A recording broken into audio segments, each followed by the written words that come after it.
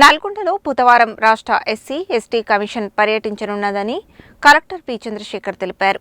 SC, ST reservation అమలు తదితర అంశాలపై జిల్లా అధికారులతో సమీక్ష నిర్వహిస్తారని ఆయన తెలిపారు.